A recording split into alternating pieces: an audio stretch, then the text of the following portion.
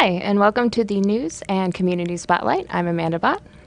So first things first today, we'd like to let you know that the 4.17 preview is now available on the Epic Games Launcher. If you'd like to go to the Library tab, you can add a new version. You can check out the preview, make sure to give us feedback, report any bugs that are coming out, and if you want a full list of the initial release notes, they're available on the forums. Second up, we're wrapping up Develop Today in Brighton. In conjunction with Welcome, we've been doing the Developing Beyond competition. At the beginning of Develop, there were 6 teams coming in. There have now been 3 finalists selected. They'll be awarded $60,000 each, and they'll actually keep on developing through January of 2018 when the final winners will be determined. And the first place winner will actually be awarded $150,000 to keep developing their project. So we'd like to give a shout out to those teams. They are All Seeing Eye developed Seed. There's Terra Mars by Untold Games, and Winterhall by Lost Forest Games. So definitely check those out. We'll be posting links to all these things in the description later. We also have our Fortnite trailer. So it's a real-time cinematic to Hard Day's Night, and we're really excited for it because on July 5th we'll actually be announcing Fortnite, and you can actually go play it. So we're really excited to take a look at that and let you all experience it in the wild. So next up, we have our community spotlight. So we like to give a shout out to all those folks on Answer Hub that are doing a really great job and contributing. They're helping us out by answering questions, and so we reward them with karma points. So our top karma point earners this week are, we have Ninjin with 375 points. We've seen him at the top of the list, I think, for 3 weeks now, so great job. Noctmar, you've been helping us out a lot. AmpDev, Mots OG8, Deathray, Dark Purple Helmet, which is a repeat from last week, I think. Hailstone Ryan, Pure Pop, Redbox, and Mad Turtle 84. So thanks again, guys. We couldn't do this without you, and we really appreciate all the help that you give us. So on to our Spotlight members, or Spotlight winners this week. Our first one is Zombie Hobby by Point Light Games. I stumbled upon this game, and I'm really excited to see where it goes and check it out. There's you're in VR, you've got this grill around, you can grab whatever items are in your environment, and then these alien zombies come crawling at you or walking at you, and the animation is just spectacular. And I love the minimalistic style. It's a lot of fun, and I really look forward to actually getting a chance to try this game out. So definitely check out Zombie Hobby. Our second spotlight individual is Cruddy Knight. They developed the side-scroller dungeon. It's an environment pack. It's just a really gorgeous environment piece. I was really impressed with how it looked. It's not a game, despite what the video may look like, but definitely go check out these pieces and see what he's working on, because it's some really fantastic stellar stuff. Our third spotlight feature is Luscus. It was posted by Roland Price, and it's a roguelike side-scroller or roguelike RPG. And I just don't feel like we see enough 2D games coming out, and I really just felt like it was a really complete piece. There's still some rough art in there, the characters still need to be animated, but they look fantastic, and I'm really excited to see where these guys are going with it and what ultimately it's going to turn into. So again, we'll link all these games in the description of the video or in the chat later. So we also wanted to give a couple quick shout outs. The Portland meetup is this evening. It's their July hack night, so if you're in the Portland area, go say hey, see what they're hacking up there. And then we also wanted to shout out to Victor Burgos. He streamed all the UE4 Summer Jam games, and so if you want to get a feel for what people are making in a matter of 4 or 5 days, go check out his stream and see all those titles. So again, this has been your news and community spotlight for Engine.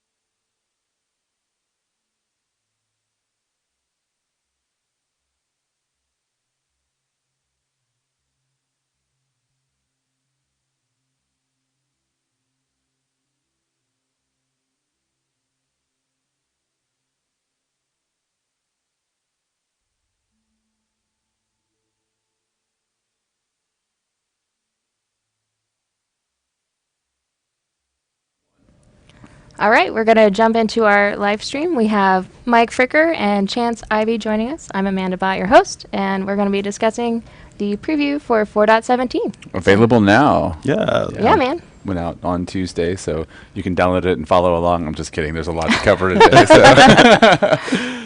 Well, Mike, it's good to have you back on the live stream. Thanks. It's been a couple weeks. It's been like a couple months. Like I missed, I think, the last 2 preview releases. I feel so bad because I was originally scheduled to be on both of them, and things happened.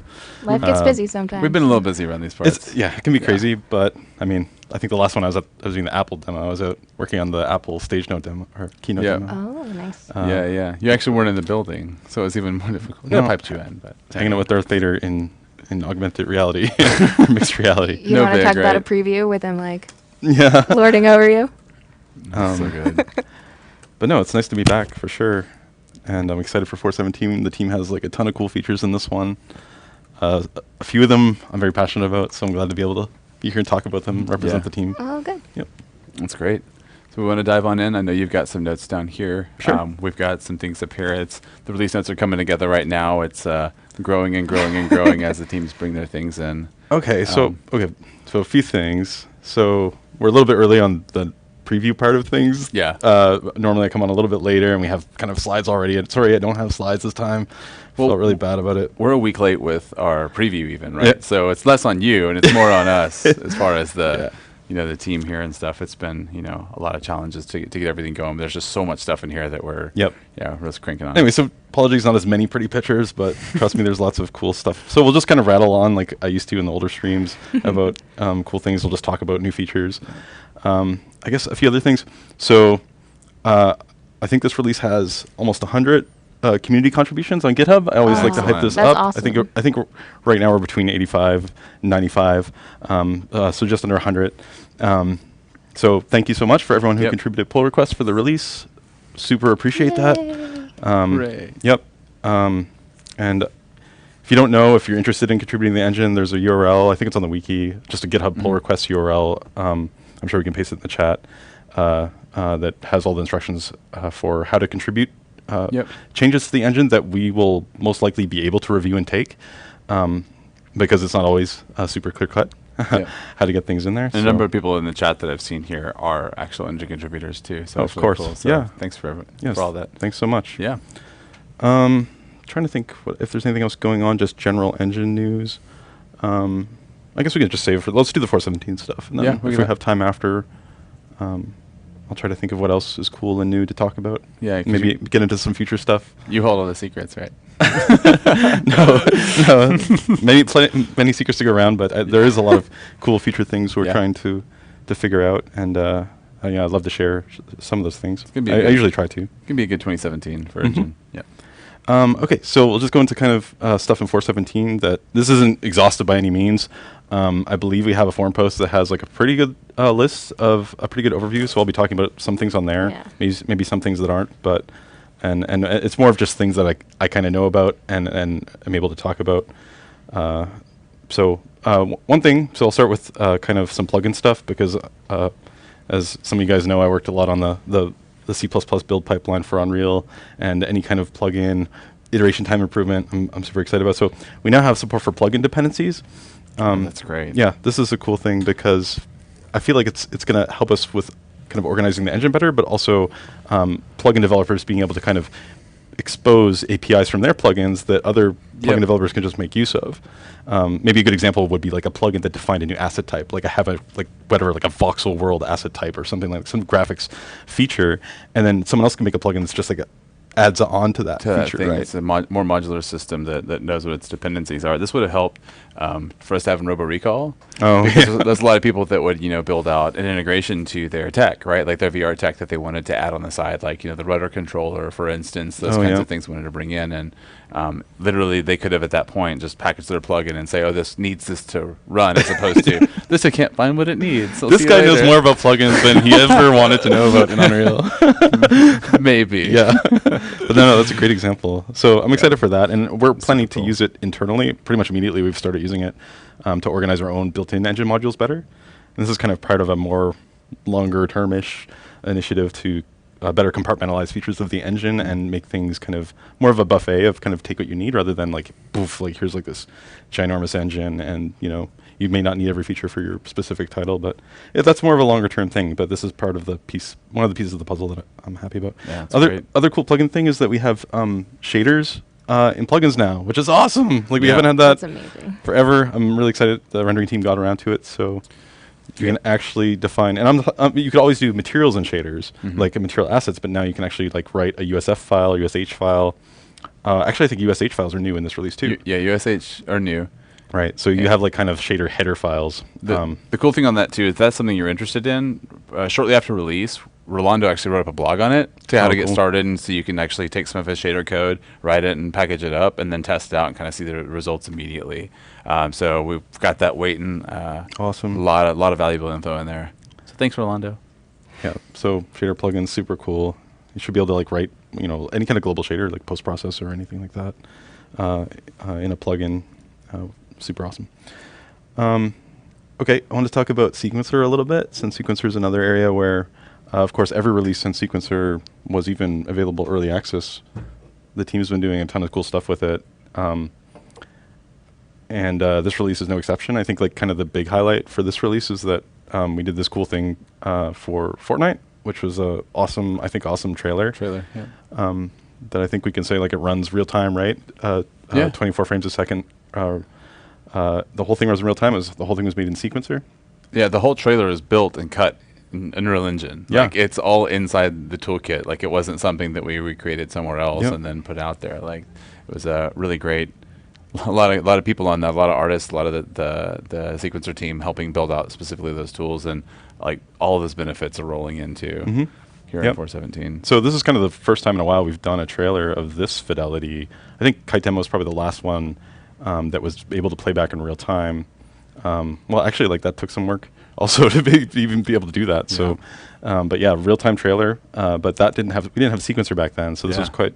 It's weird. It's weird to think, right? I know, and it was difficult to do, but without it. So, so this is kind of the first time that we at Epic have been really proving out the nonlinear editing aspects of Sequencer, the key features that it was really designed for. So anyways, with that came some new features. A really cool one is just kind of universal support for blending, where now you can take kind of anything and blend it together really easily. It can be like vector parameters, floats, whole animation tracks. You can kind of just smush them together and control their easing. So that's I think, you know, seems like a super obvious feature that of course like we would have, but we wanted to make sure that it was done right, and I'm really happy with what the team did there. So so that's in 4.17. The other thing that I think is cool, and this is kind of a feature that you run into when you start to use it quite a bit, is that, so we have this auto key feature, which basically means you turn on auto key and you just start moving stuff and changing the time slider, and stuff gets added to the timeline, and you can scrub it and play it back, and it repeats what you did. But so you're saying keyframing will be easier than it was in Matinee? well, Matinee never had auto key. Yeah, like so, Sequencer's always had auto key since day one, but it's much more improved. Like it's kind of been put through the production process now, and we have the additional features to make it kind of handle those edge cases. So anyone who uses Sequencer a decent bit has realized that like it has this kind of concept of what we call spawnables and possessables, where spawnables are kind of stuff that's inside your sequence asset. It's like almost like totally self-contained, like part of that asset. Like an object, yeah. Yeah, it's almost like the sequence, the level sequence asset is like a level in itself, and that anywhere you put it, it takes all its stuff with you, right? This is a cool feature. Nice. Like Matinee never had that. It's an awesome feature that we're happy about. It gets like really even cooler, and you can have lots of nesting and stuff. But the feature here is that you can auto key, and you have now full control over when you're changing stuff in your level. Sometimes you don't want to. Sometimes you just need to move stuff that's not part of the animation and not have it get sucked into your animation. So now you have control over like, hey, I'm going to be auto keying stuff, and I only want keys to be laid down for stuff that's already in my sequence, or maybe even this tier of my sequence, because you can drill down. It's like a hierarchy. Or maybe I want to I need temporarily to just make some changes to the level right now, and I'm really just changing kind of like the identity state of all the actors in my scene. I don't want to go and like edit a possessable that's already been kind of captured and put into my animation. So there's just like new features to kind of control this stuff, and I think it will make working with Sequencer a lot more usable when you're using the auto key workflow, which I think is a cool workflow. Some other stuff, we have like image plate actors now, so you can kind of like put like planes in your scene with like flipbook animation kind of stuff on them, Yeah. movies. The World Outliner has been improved. So in World Outliner, like World Outliner shows like all the actors in your level, Right, and right. you can show like extra data if you want. It has like a new column that will show which sequence everything belongs to. So it's just like an organizational feature. Yep. That's super handy. Yep. So Yeah, I think there's similar.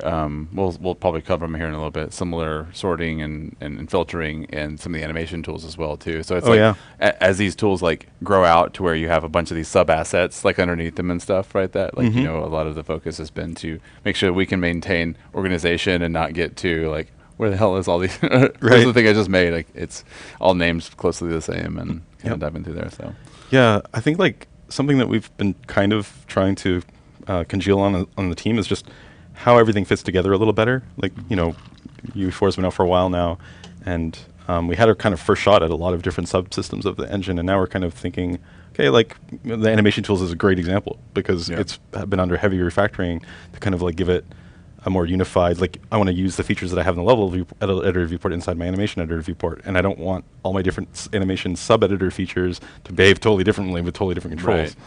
So it's been an area that it's still an ongoing project, but we're getting better at it. And I think the sequencer thing here, and well, we'll talk later about the clothing tools, but just kind of like using the existing paradigms of the engine, and when you bring up a feature, maybe the feature kind of ties into something like World Outliner, ties into the details panel. Like, for example, Sequencer like adds keyframe buttons to the details panel. It doesn't bring up a new place where you have to manage that stuff. Gotcha. So I think that's a good thing that we've been trying to get better at with in the tools at least. yeah, definitely. So that's kind of Sequencer stuff. I might as well just go to clothing since I just mentioned it. Clothing editor got a big overhaul. It was in 4.16, I think, that it had the new clothing. The editing. GDC stuff, right? Yeah. Yeah. So you can edit clothing. It's an experimental state, I think. I think it still might be experimental state, or we're kind of calling it early access preview. But basically, you can create and edit clothing like right inside the editor. You don't have to go and kind of import kind of Apex style cloth. You have your mesh. You can actually paint live weights onto the mesh and kind of say like which are the kind of flappy parts on it, and adjust their physics attributes and preview it right there. I think I think we've had that in the most recent release, but in 4.17 we have new clothing editor features. Just basic tools like you can do. There's like a smoothing brush, fill brush. We have support for painting multiple masks, so you could have multiple different things. Paint it and then kind of swap between them for preview. I think you can swap between them on the fly for different types of cloth behavior to get out of the same mesh. So some good improvements to clothing editing. Cool. I think you'll continue to see more improvements to that. But that's another example. We're trying to unify the tool set. Mesh paint, which is like kind of a feature that's dear to me since I wrote the original one in UE3, and it was ported to UE4, and really hadn't seen much love until the team here, Ben and the other framework guys, really dug into it and figured out how to kind of, let's take this and make it so we can use it not just for painting vertices, but painting attributes for clothing. Yeah, anything it needs, right? Yep. So I think that's like a really nice improvement that we're seeing, and hopefully we'll use it for more things in the future. Cool. Okay, so next we have Unreal Audio. Yeah.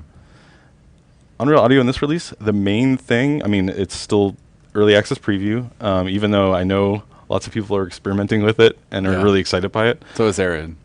So it's Aaron, yeah. Aaron's like, it's so cool. We want people using it. It's like, but it's not ready. Yeah, so he's the first to disclaim, like, yeah. really shouldn't be touching this, but it's It's amazing. so cool, Yeah, right? no, it is cool.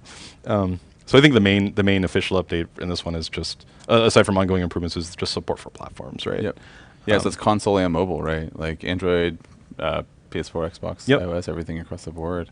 Yep. And streaming came out of experimental audio streaming is kind of good to go at this point, right? That's right. Yep.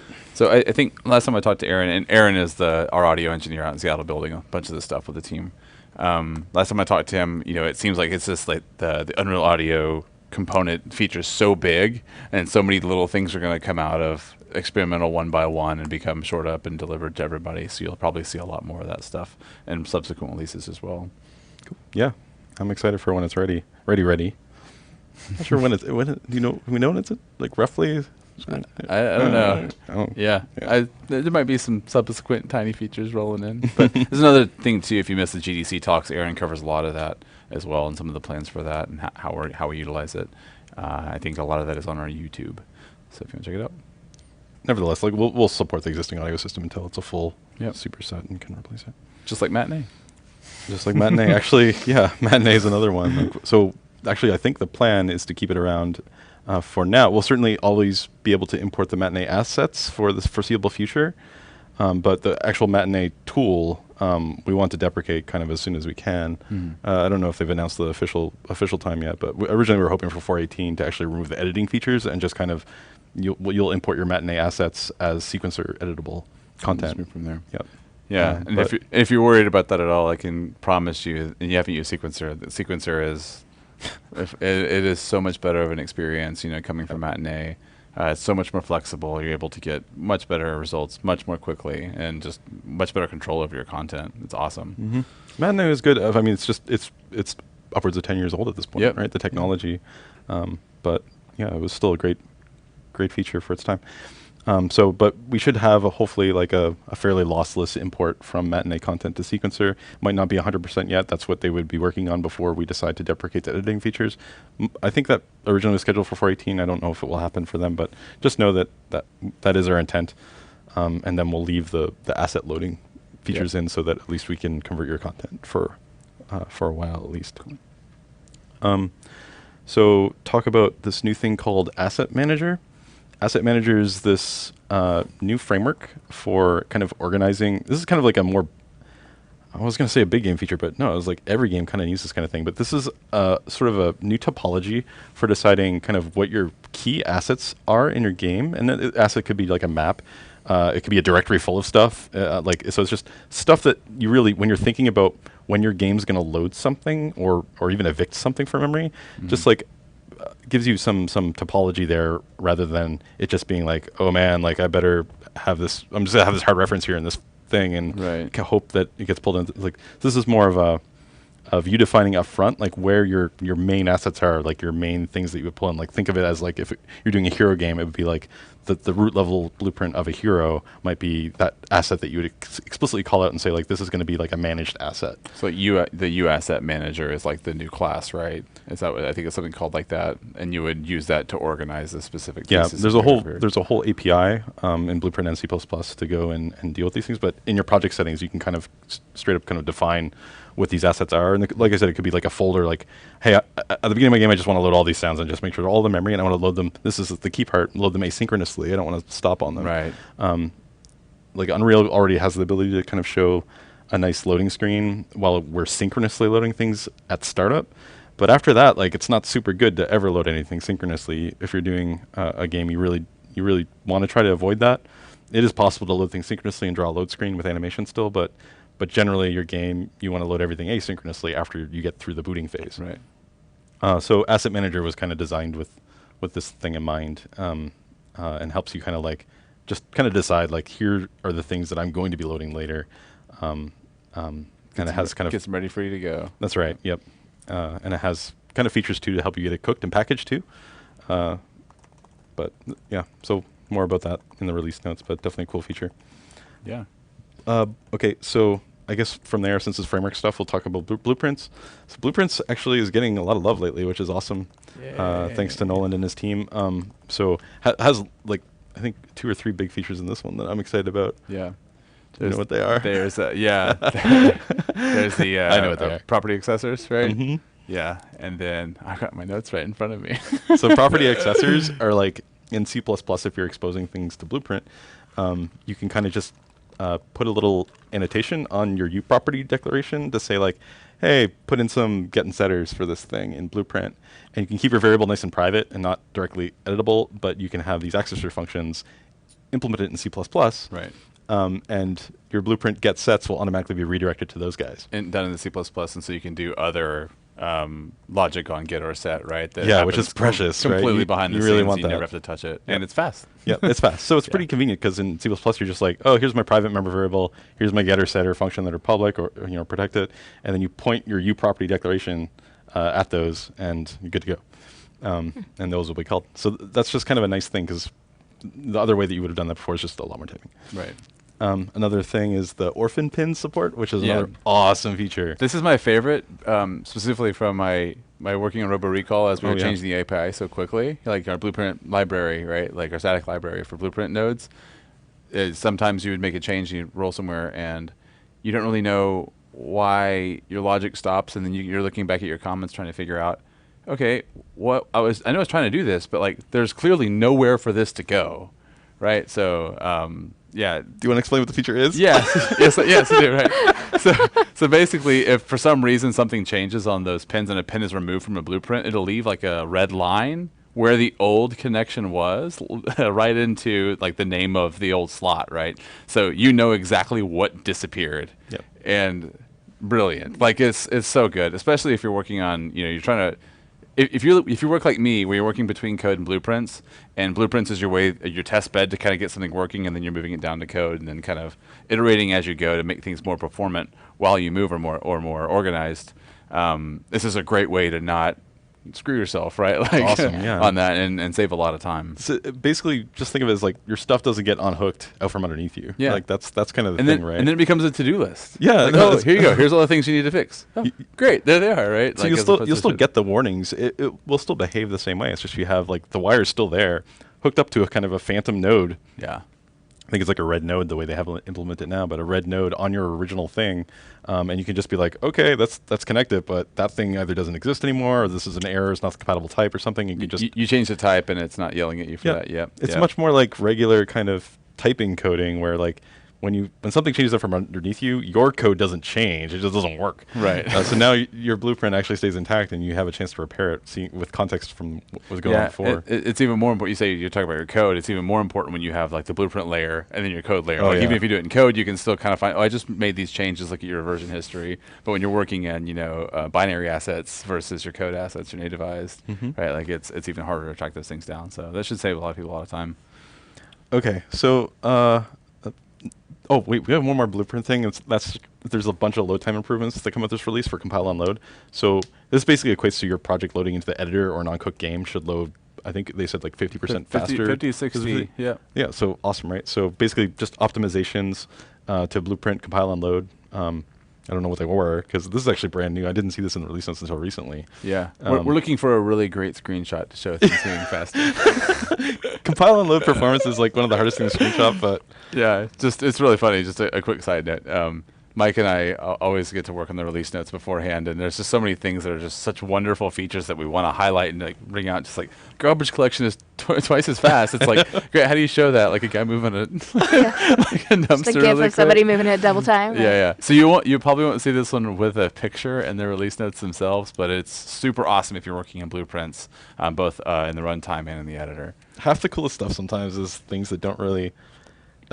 They're just not easy to advertise, but we can give them like milliseconds, the delta, like in a screenshot, screenshots of text. In the past, we've shown profile screen. It's just a tough one, to show. But especially when you guys work with the engine, I know that I appreciate those changes. And I know most people appreciate those changes. They're big, so good.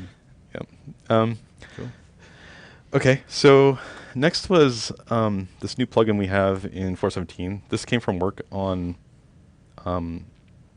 The GDC demo, the demo that we did to show off the kind of mixed reality car that you could change real-time footage. What was the advertising campaign? Hang on, it's the human race. Human race, right. So to do the post-processing in that real-time animation, we needed a number of new features that Unreal didn't have, and the team worked really hard to kind of add them for that actual stage demo. But they didn't see the light of day quite yet because we added them last second. So the rendering team has been working on kind of taking those features and wrapping them up into kind of a nice plugin that's currently called, I think it's called Composure. But it's kind of like a post-processing, customizable post-processing and compositing framework that you can basically, I think you can just kind of take over the player controller's viewport rendering and control the post-processing side of things. Like for example, the tone mapping can be customized more in a more fine-grained way than the normal kind of tone mapper that you'd use in the regular post-process change. The bloom can be customized more. You have more flexibility with things like scene captures, where you can have individual show flags that are toggled for scene captures. I think we have alpha channel output support now, which is actually kind of huge because we wanted alpha channel support for like the phases of post-processing for a long time. But you can see like with compositing, alpha channel output's super important, where we need to get kind of different layers out of Unreal Engine. So that'll be part of it. I think it has the new APIs for color collaboration or color correction, chromatic aberration, lens distortion. Oh, there you go. Yep. So this is one that's, again, like, sorry, no pretty pictures today.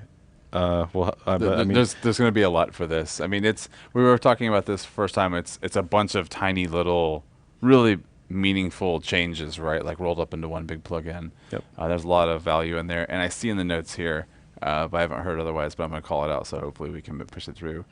Sample project for this as well. That kind of so there's a sample project that shows it off. I'll put some of that too. But I mean, the closest thing we have to show right now is the GDC video that actually makes use of these features. One of the other features that we used in the demo, that's kind of the other rendering feature I want to talk about, was this bent normal support.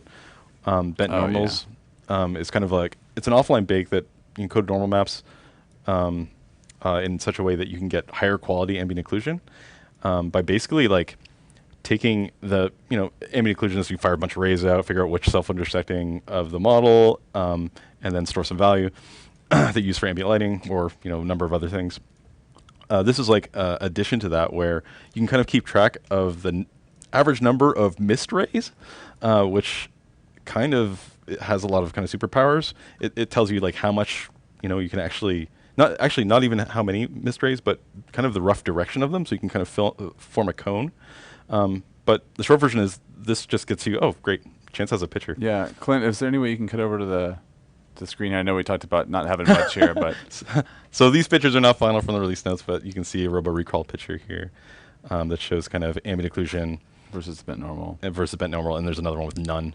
So you can see higher quality AO, which is cool. But then it also has kind of like other kind of cool powers, where first of all we can approximate what it would be like for ambient occlusion to have multiple bounces of light, where ambient occlusion typically just like fires a ray out and it's just like, oh, light got here or not, and then you take the average. Right.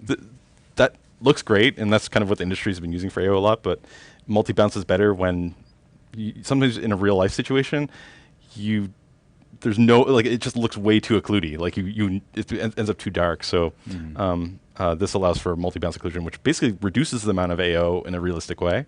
And then finally, another good feature of this that I think there's another image actually in the doc that would be good to show. The corridor. Oh, it's actually not there, is it? Huh? Yeah. Okay. Because I pulled it out. You did a good job condensing the notes. Yeah. There's no pictures. It wasn't my favorite shot anyway. We're changing it, so we're going to change it anyway. So. I'm sure all these shots are still work in progress, but this is still a cool. Sorry to depress. No, it's okay. It's a cool feature in that. So it helps with specular lighting. So with specular super cool, nice highlights off surfaces, but sometimes things are too shiny, especially if it's something that is very concave model with lots of like self-occlusion. So with the bent normal feature, if you have your maps computed with bent normals, you can turn on a feature that will actually have self-occluding specular. It's an approximation, but basically it takes that kind of cone angle formed by the direction of the unoccluded rays from AO and uses that to kind of like reduce the specular reflection coming from that direction.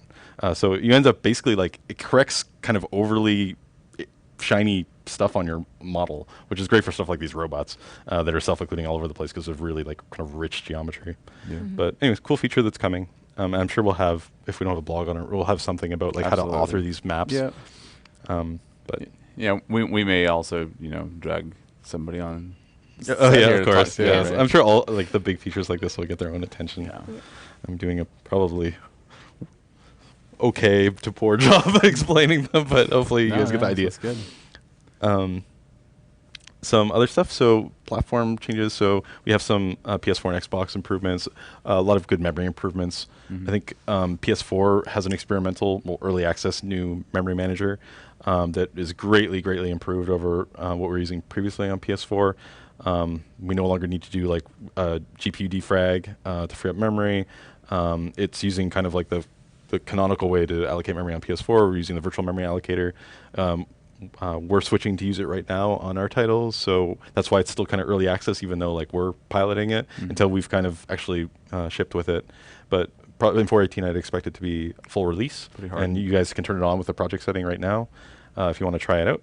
I think it's just called Enable New Memory System in the PS4 settings, but Pretty simple. Should get better results. Should get you more memory. And the other improvement is on Xbox One, where we're making good use of ESRAM in the in 4.17, which is a super huge improvement. They did a great job with, where we can take kind of all of the GPU resources that are more transient, like render targets and things that you can kind of pull and reuse, and we're using the ESRAM properly. Like, you should end up, on average, if you're using features that make use of ESRAM, we saw up to 3 milliseconds per frame saved, which is huge. And 140 megabytes memory-ish. 140. Oh yeah, right. So that's amazing on a console, pretty big. right? But the idea is that like your kind of scratch resources, of which Unreal Engine and most modern games need a lot of scratch resources in GPU memory for things like render targets or ping-ponging between buffers. So we can kind of reuse that space now rather than having kind of discrete pools. Yeah, that's awesome. That's like another good one. And then on Xbox, we also have. Oh yeah, right. Do you want to? You might know more about this than me. No, it's just we're going to be bringing initial support for Scorpio too. So Xbox One X. Oh, sorry, yeah, Xbox One X. That is right. Yes. They need some more X. So yeah, if you're building for the console right now, you can expect to get a early access look into that initial support for the Scorpio coming in this next build, and I'm sure that the same thing will continue to improve over time. Not entirely sure everything that's going to be inside there, but we're already supporting the XDKs for that. Yep. So we have one other platform thing coming. Oh, it's the ARKit, right? So we have ARKit support in 4.17 on Apple devices. Yeah, so ARKit right now, you can get access to the tech on GitHub and compile from there. We're actually going to be rolling a lot of that as it changes into the binary for 4.17. A thing that we wanted to kind of like point out to people is like, this is going to be for you to go see what's capable of, how you can try to build cool new things with it. As it being so new, and Apple is working on the SDKs, making them super awesome, right? They're working through that. iOS 11 is coming out of beta and those kinds of things too. And we're going to have this kind of, an early access support here. It'll be more, for you to kind of find out what it's capable of, stress some of the limits, and figure out that. And we'll probably see full support for it roll out in 4.18, where you can start building production projects straight out of the box. Cool. Yeah. So super cool. This is one like I was at Apple recently, but I didn't work with the ARKit, but I have an idea of how it works. So, I'm really excited about the possibilities for AR. I mean, you got seen the stuff we've been doing in VR and VR tools. So it's super powerful too, right? I mean, like, well, you saw the demo, like with the WingNet guys done. It's just awesome. Phenomenal. The hardware is wonderful. Everything they put out is just great there. The capabilities of it. I mean, they're really 10-minute blog post on it, but like they're really bringing AR to everyone's pocket, right? And there's going to be just wonderful content out there, and we know that y'all all out there are going to be able to create some really great, really exciting, and really fun things in the future. So it's pretty amazing. Yeah. Also, like just what you can do with a camera and some dedicated hardware for process. Like it's pretty amazing. Like those devices just have the one camera, right? And it can identify flat surfaces fine. It can pin objects perfectly to the scene. It's pretty amazing. How fast things have come along with that stuff. I know. It's gonna be fun. It's great. Yeah. So I think that we'll see a lot of really interesting and fun, AR games show up. There's one, I don't know who makes it. I can't recall. It's not online, but it was Dogmented Reality. What? So basically, you just wherever you are, you can just put a dog in the room with you. It's like, this makes everything better, right? Cool. And then you said also on platforms, there's a Tango support. Yeah. Oh yeah, that's right. So we'll have Tango support. I think that there's a couple of tiny notes in here. I didn't have notes on it too. Yeah, so we should see that. I believe it's also early access, but it's the mesh reconstruction and the device tracking and things like that. So that'll be available for y'all to poke around with and help us find what's broken with it too. Okay, that's all the things I had on my list. Chance, there might be other things in here that you knew about. Yeah, sure. If there's anything you want to cover. VR team had the spectator screen output is actually going to be good to go for Oculus and Vive. So instead of you having to try to figure out how to do the square box to the rectangle thing, you're able to set it up as a normal output device for connected Awesome. VRs, things like that. Yeah, too. A little more nitty gritty on VR as well. Stereo layers. So everyone's kind of rolled their own solution, right, as they build out their hardware for how they do instant stereo and things like that. And so we've kind of built like an automatic out of the box way to interface with that. We don't, as developers, necessarily, have to even think about those things, but just the code path is a lot more straightforward for all those, and it's going to help make support for more headsets and the ones we already have a little bit easier going forward. Yeah, I think this system will, if the particular hardware doesn't support stereo layers, then this will emulate them as best we can. So you kind of just write your code once, and like it should work on all the devices. Yep. There's one that I have to call out because there was some big fun on the internet about it. But Nick Darnell, our tools guy, has been working on UMG. You've probably seen him in the chat here. He might be in the chat right now. I haven't been able to keep up. But he's fixed a number of kind of odd things about clipping in UMG, and now you can do all kinds of really great fun things with it. Just you have your viewport, and you can have stuff kind of come in from different parts of the screen, and it actually shows up exactly like how you'd expect it to. It's a lot more robust, a lot more usable. So I'm excited about that. I have a few games that are very menu heavy, and so I'll be poking around and making that a little bit more. Yeah, it's super important if you're using like the render transform stuff in either Slate or UMG to be able to constrain that sometimes, and the stuff in there before wasn't really up to that. But the new stuff works great. Like you can clip perfectly. Yeah, I think we covered most everything that I've got here too.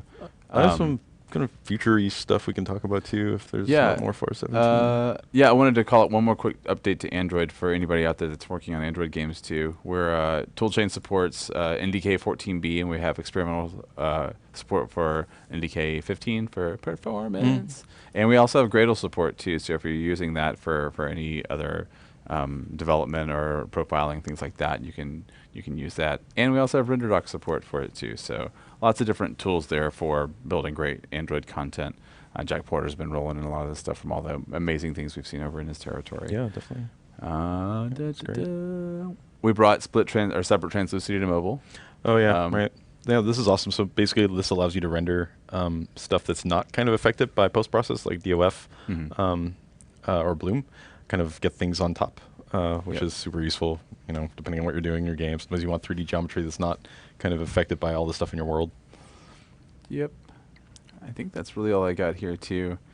There's a lot of more stuff. Yeah. Like just without pictures, it's like I know. Even on just the animation side, there's like so many things. So we're not doing service to. Oh my gosh, I know. There's so much in just the NMFIS world that is just they're all big. They're all big things here.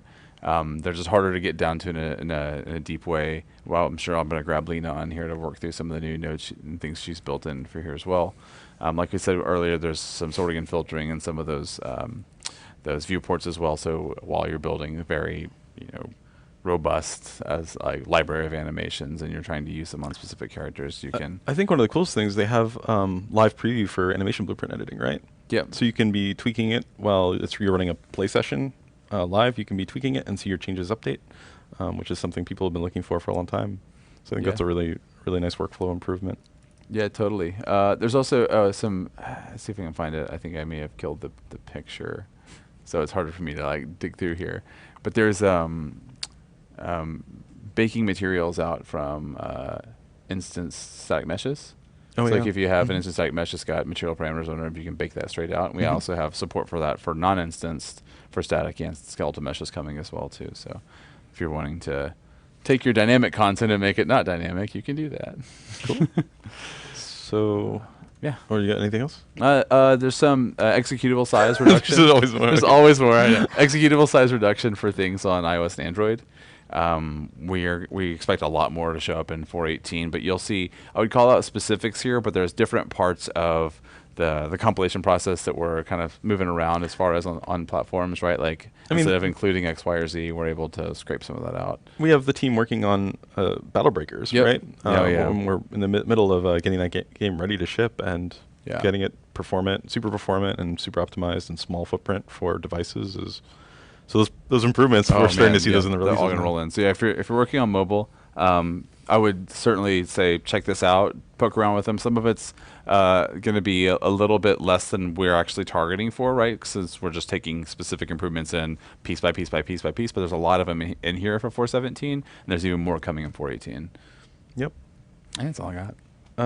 Okay. I was going to use the mesh thing to segue, but since we went to mobile. Oh, I'm sorry. No, it's okay. Let's talk Way back to about the ruin mesh it. thing again. Speaking of messes. No, Messes? Messes. Oh, messes. Well, I'm going to talk about meshes. So you guys might remember, it was a little few months ago, but one of the last times I was on, I was giving an update on the state of kind of the mesh editing features we previewed at GDC this year in March. And it hasn't appeared in any releases yet. We're still working on it.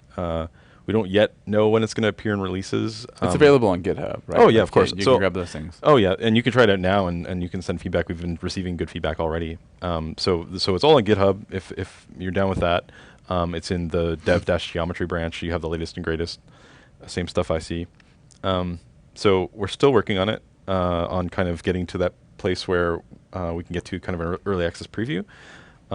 Since GDC, we've kind of been focusing on some infrastructural stuff with it to make sure it's in a good place for a lot of kind of, I think, ambitious use cases for it that we have in the future. But compared to kind of what we showed before at GDC, we showed basic in VR polygon modeling with subdivision surfaces and some basic kind of material stuff. But just kind of the basics. So we've been adding some more features since then, but it's still early days. But so rather than focus on kind of a status update since then, since you can just try it out, I just want to kind of give an overview of kind of what my priorities are for it and where kind of we see it going. We're not in any particular rush with it. It's kind of a feature that's I'm excited about and I'm driving it, but none of our titles are dependent on it. We want to make sure we do a great job with it and really have it designed out right. So it's not something that I'm eager to just throw in and release it early access and be like, okay, this is done. Let's move on to something else. We're kind of trying to do a really good forward-looking design with it. Yeah, totally. So kind of like some stuff that's going on with it that's actually happening right now is we're eager to replace kind of all the existing stuff we use for importing meshes. Like right now we have skeletal meshes, static meshes, different meshes, like more target stuff. They all have kind of weird different quirks about how you get them into the engine. And the other engine team members, myself, have identified kind of like, hey, we can use this new editable mesh framework to kind of unify this stuff. So that's kind of something that's happening right now. I think it was just last week we started work on that and kind of taking the foundation of what makes a static mesh or skeleton mesh. Eventually it'll be collision meshes and even BSP. Like what is the common ground there, and making sure those systems use this as that kind of source art format. Oh, right on. So that's kind of something that's happening that I'm excited about, and we're using that as an opportunity to actually just get plain old like FBX import of subdivision surfaces, or even just n-gons. We've never even had the ability to import quads or n-gons into Unreal. It's always just been triangle soup.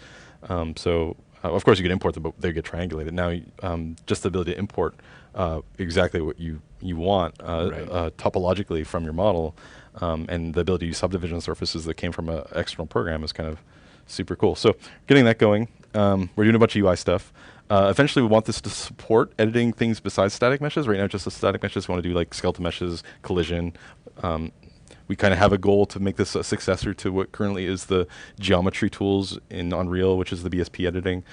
So I can see a feature where this replaces that, and we have a conversion path.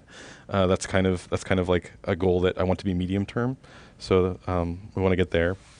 There's some critical features that we've been building infrastructure for, like the idea of symmetric editing or non-destructive editing, like booleans, or just making changes like putting a lattice around something and deforming it. Just those kind of tool changes, or those types of tool features.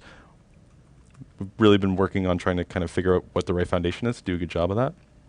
The cool thing is that I'm talking like these are tools features, but we're going to make them all like runtime features too. So all this stuff, like the core of everything that can mutate a mesh, all of these features, we want to be available at runtime for your clever use. Kind of like think of it as like what would be the equivalent of what's now procedural mesh component, but that like times 10 as far as performance and flexibility. For example, like a feature that even the current editable mesh has beyond procedural mesh component is that it'll actually make your changes live to a mesh. It's not like you define it and then say go, and it just like it generates a mesh statically. Editable Mesh can do that, but you can also just say like, I want to hook up to the static mesh, and you can make changes. And that mesh, with every vertex you move, that mesh will update incrementally. So that's a really powerful feature of this new framework that I think will make it really attractive for kind of live changes to meshes, or even like programmatic creation of meshes, like procedural stuff. So we're hoping it will be a good framework for that too. And then kind of looking at even further beyond that is kind of like UV editing and what kind of maybe the future of UVs and the future of different ways to edit geometry might be. And then kind of also taking subdivision surfaces. Right now we have a open subdiv implementation at kind of a static implementation, kind of taking that like where's that going? Are we going to have sub-D rendering, a live rendering at runtime? What's kind of like, how does sub-Ds interact with kind of these other editing features like non-destructive editing, sculpting, booleans and whatnot? So that's just giving an update on kind of like that kind of feature and where that's going. That sounds like a very large conversation. Oh yeah, no, it's a huge project. It's just figured I'd give an update on this. It's kind of one that I've been spending my time on a bit since the last time I was on here. Other cool stuff coming. Let's see what else. We have a team looking into text-based assets, which basically allows you to save your view assets in text files and load them. Yeah, I mean, some people really want this. I think it's awesome too. Yeah. It's great for development and collaboration and Certainly diagnostics. It's if there's a way, merging, yeah. Depending on the complexity, right? Yeah. So I mean, it's still early days, but I've seen the files and I've seen them work. So the core team has been working on this, and so far so good. So we're not sure how we'll roll it out or what we'll use it, but we'll have to prove it out internally first to make sure that it all works nicely. Because as soon as kind of we put it out there, we have to support the formats. And right now we're still in that phase where we're trying to kind of make the formats really beautiful and fun to work with, and not just like, here's the clipboard paste of like stuff from the blueprint editor. It's like we want something a little better, and we're taking this opportunity to kind of get there. But that's a feature that's kind of down the road, right? Don't have any release, but it's something that will probably happen. It would probably be something that you turn on your project. You opt in on maybe a per asset type basis, or maybe a folder basis, or maybe it's just something you can go back and forth whenever you want. Not sure. Talked about different things, but we'll figure something out. That's great. This is where we just have to try to dog food it ourselves to figure out what works good and what doesn't work is also while we dog food. Yeah, exactly. But I'm obviously we're excited about some immediate benefits you get from it, even if you didn't store all your assets in text. Being able to kind of on demand convert them to text for diagnostic, right? Postmortem, looking at what changed with things. Like I know all the teams would love that. And yes, if we could do merging more easily. Yeah, even if it wasn't merging, like just doing a diff, like just to find conflicts. Totally, right? and being able to say, oh, okay, great, I can probably port those things over, understanding how the format works, right? Like if necessary. There are ways to do this now. We have a way that you can take an asset and kind of dump its, crude property text-based dump. We have the T3D stuff. We have the blueprint diff tool and merge tool. So for blueprints, you can diff and merge. So we have kind of, I want to say fail-safe solutions to everything, but like sometimes it's just really nice to have a text format also. Right, especially like if you're working in you're working with Git or with Perforce, and you have this, you want to have the same kind of tool to do those diffs, right? Like as opposed to it feeling like you're popping out. That's awesome. What else? Other stuff. So physics asset tool, that's getting a huge rework. Cool. I'm not sure if maybe I don't think it's a preview in 4.17, but the code might be in there for it. But that's coming along really nicely. I'm really happy with it. It looks great. It has like this new kind of graph visualization in the physics asset tool for you to see kind of the relationship between all of your body constraints, which is before it was just like a really like the current fat has a tree view. It's not the greatest, but the graph looks really cool. And the tree in the new one is awesome. So just really nice upgrade to that system. That was one of the fat system was one of. That's a weird name. It's one physical asset. Physical asset editor. Tool. A physics asset tool. Yeah, that's right. Perfect. But it was of course PHAT. I mean, Pat would have been fine. Yeah, I feel like that would have been better in some ways. The new one will, I think, just be called Physics Editor, Physics S Editor, I think, so PAE. Pay. I'm alright with it. Yeah, so just like a really nice upgrade there. I'm excited about. Cool.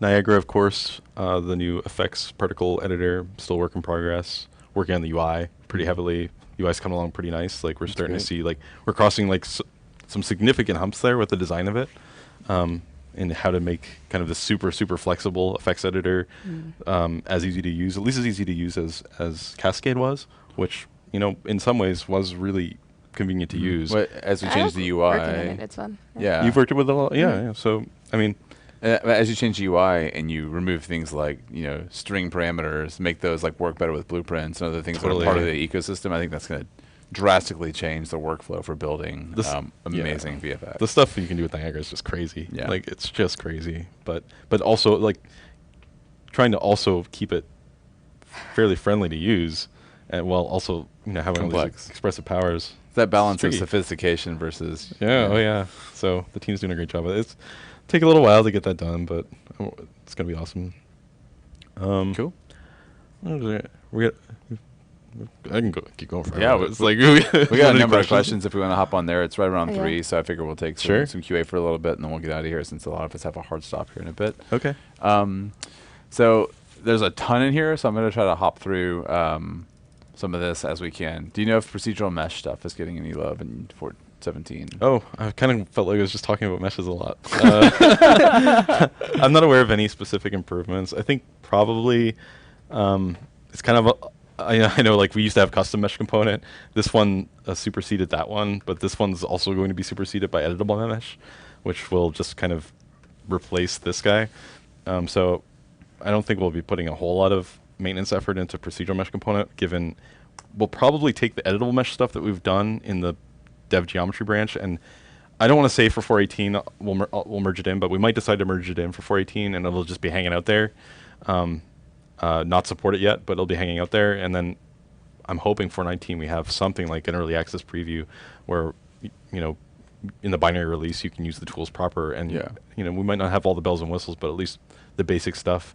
And at that level, even at the level it's at in the dev geometry branch, it's already like a huge, Pretty robust. It can already do everything procedural mesh component could do, I'm pretty sure, and way more. So it's kind of it's a great replacement for that already. It's the other stuff that comes with the code that I want to get buttoned up. I got a when can we expect the final 417 release? So usually, just for notes, we normally have 4 previews and then we release. This week or this time we're actually a preview short. We were aiming a little earlier, but with the holiday and a number of other things that have happened here at We Epic, just don't have as many bugs anymore. Yeah. They're just getting better. yeah. Don't quote him on that. No, we're actually targeting at this point. We're looking at early August.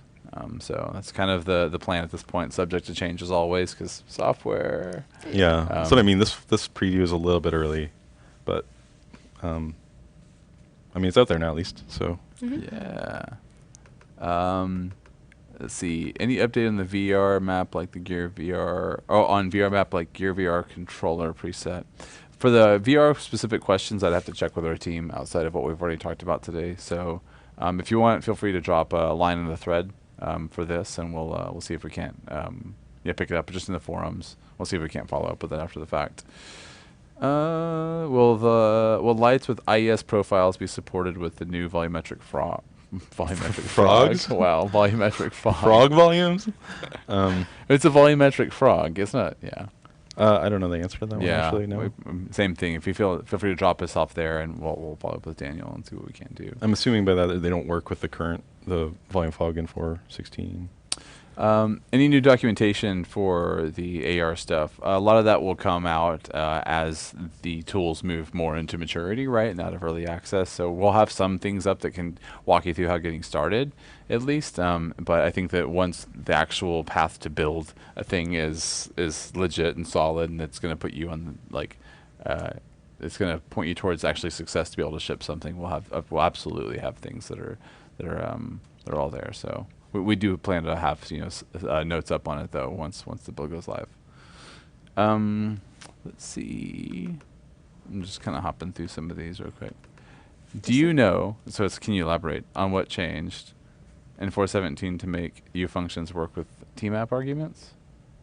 In 417, U functions? Or what changed to do that? Yeah. It in 416 we added support for that. Okay. For tmaps and tsets Yeah, that's right. in blueprint editing. It's in blueprint. Yeah, we've had properties for them for a while. So I'm not aware of anything 417 specific with tmaps. There probably is something, but no, I don't know. Okay, cool. Any update on modding updates any news on making the modding updates making it to 417? There was some talk at GDC about some of these would be coming across mod support being easier in 417 and 418. I believe some of that stuff is in there. I'm not exactly sure specifically what it is. I put a post up in the modding subforum on the Unreal Engine forums that can kind of point you to specifically how we approached engine changes, editor changes, and gameplay changes for Robo Recall. So you can see the code that's actually there. Robo Recall's got full source out there as well. So the editor changes are mostly just an editor plugin that you can actually use to run scripts on cooking specific content, on making content plugins that will operate as mods. The engine side work, you'd have to take a look in the source there to kind of see. I know some of that stuff has come across, so I'm not entirely sure what all is in 417 for it. But I can follow up on that and see what I can't find out.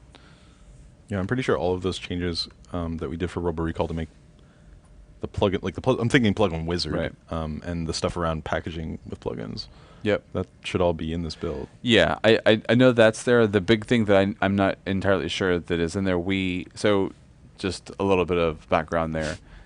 UT uses the asset registry for modding, like to find new assets that are there, and they would manually go look for these pack files that were cooked out.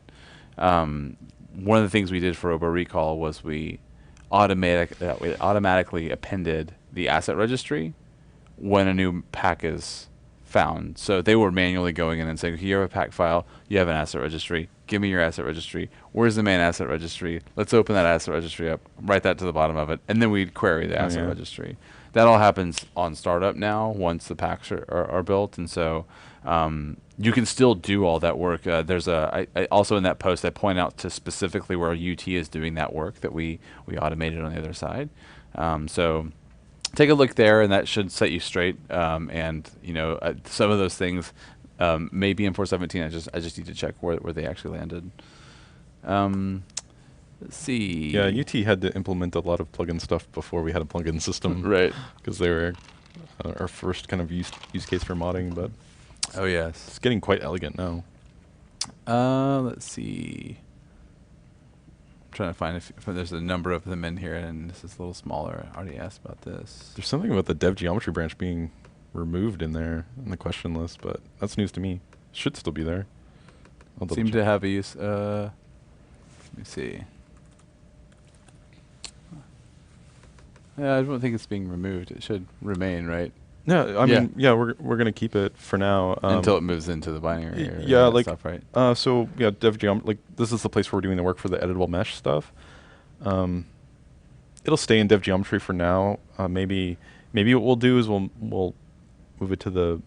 Oh, I should have mentioned too, like as far as new cool things going on, like we're planning to have more of the development branches all live. Kind of like currently the VR editor one and geometry one are live, but we want all of the major team projects to be available on there. So that's still ongoing. It's been ongoing for a while, but that's in flight. Cool.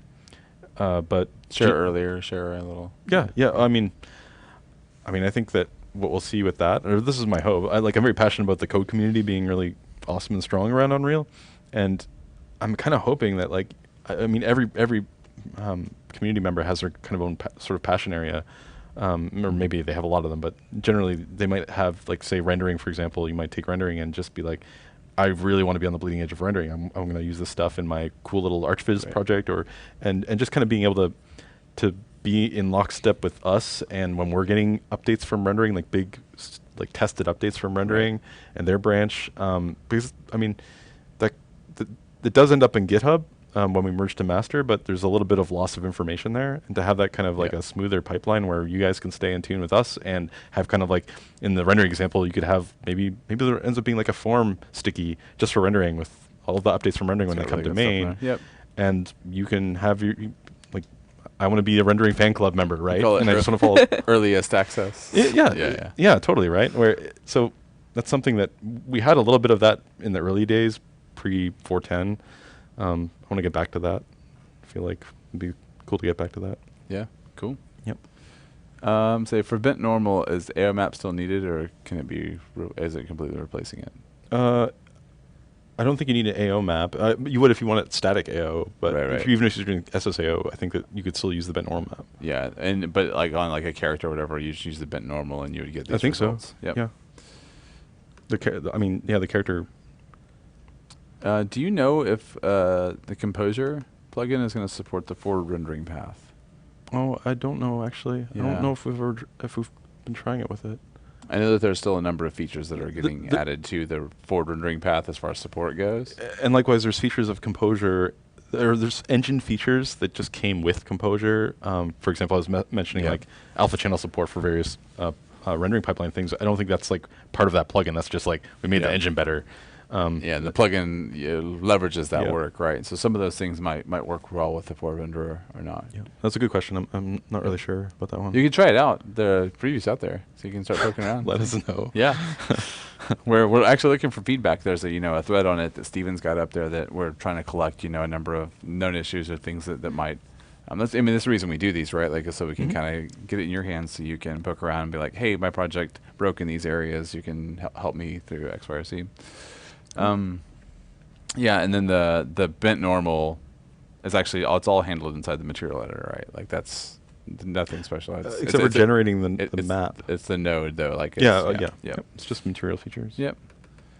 Let's see. Cool. We're getting through quite a few of these. Mm-hmm. I am trying to mark off the ones that we've already answered. So I can't see the chat or the Yeah, I questions know. anymore 'cause the Yeah. monitors went to sleep. we forgot to turn on the horse video. So good. Any more Steam related functions that you know of being exposed to blueprints like friends list or things like that? No, I don't know. Most everything is still at the code level. Yeah, I'm not sure. It's missing blueprint functionality. I'm not sure. All right, let's see. Blueprint compile manager was mentioned in Answer Hub and forum threads. Can you talk more about this? That's kind of what we were covering earlier, right? Like, so it's something that you can. Can you turn it off? I think it's enabled. You can turn it off if you have problems with it, but you shouldn't Right. need to. Yeah, there's a kill switch. Yeah, basically in the runtime and the editor, it's happening kind of behind the scenes. You're not going to worry about it, and you're getting 50 to 60% faster times. Yay! It is awesome. I love that. This should generally improve startup times for projects that have to load a lot of assets, which most games have to load a lot of assets at editor start because they have classes that editor stuff depends on. Yep. So it should make your startups faster and your uncooked game runs faster too in standalone. So could assets eventually be text files, or this only be the ability to export them as text files? No. So be saved on disk, right? Yeah, like when we've been testing it, the file, the format and the file will probably change, but there's like just .u text files that have everything you need in an asset. You could opt in your project perhaps to just say like, hey, all things that are kind of text-like anyway, like a material instance mostly has just properties in it. Even a level is mostly just a description of actor properties and component properties.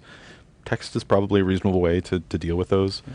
The graph formats are kind of weird. Like once you get into blueprints and material graph networks, it's more controversial to use a text format because merging would probably not go too well. But keeping those relationships is harder in text, right? Like, we'll have all the relationships in there, but you can imagine it's kind of unrolled for you, right? Where the graph can't have the graph reflected as a graph in text, but it's more like names of things talking to other names of things. You can't see the links very clearly, right?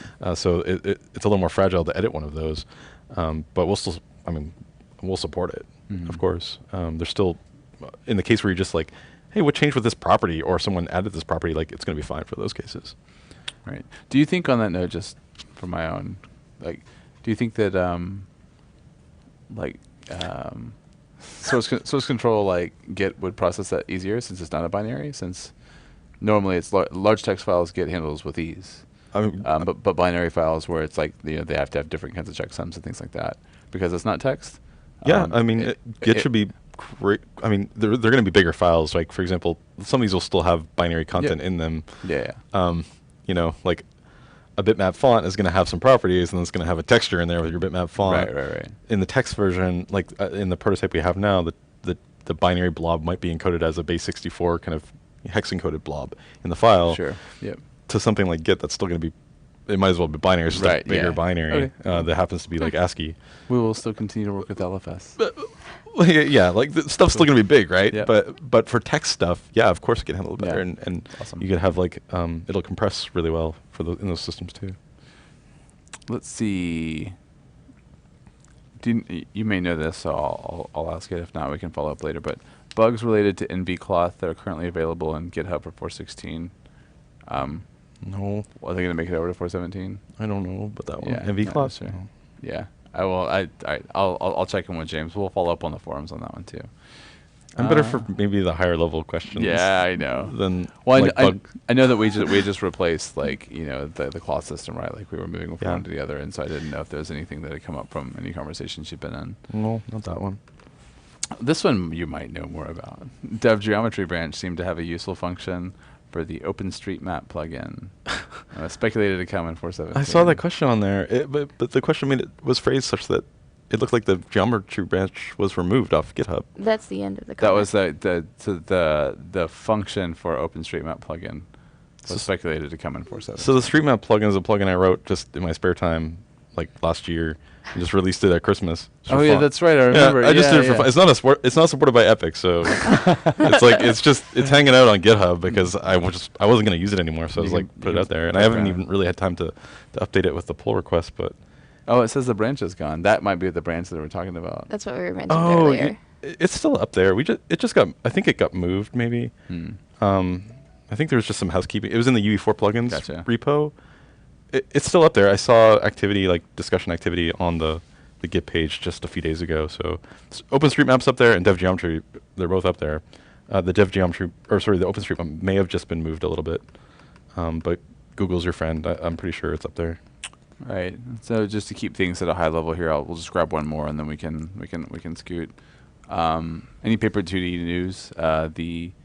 There's been a number of threads on this for Paper 2D. We're going to continue to support what's already there. There's nothing that's happening moving forward with a lot of the features there, but we'll maintain what's already in the engine. And Nick Darnell's posted about this a lot on the forum. So is Michael Noland. There's a lot of conversations being had there. So if you just search for Paper 2D in the forums, look at some of the most recent threads, you can find out a little bit more about the state of that and why we're there. Yeah, cool. Well, cool. Yeah. So a lot of the other stuff here is more deeper dives on individual teams and things like that. So I'll try to follow up on some of those here, and some of these will actually be covered in ongoing live streams that we're going to have supporting 4.17 over the next few months. So yeah, we'll see about addressing those, and either at those points or if we can before then. And another thing too, like I know Amanda's about to kick us off on the outro here. But I wanted to say, because we're looking at supporting 4.17 going forward, we're really hoping at some point to get a rolling calendar out that you can see when things are coming up, and you can think about questions while you're building stuff in 4.17 Preview 1. You're going to know when we're going to talk about the sequencer changes, right? Like, nice. And so as you run into them, think about that and bring that to us when we talk with Max Chen and the folks that are over there too. So.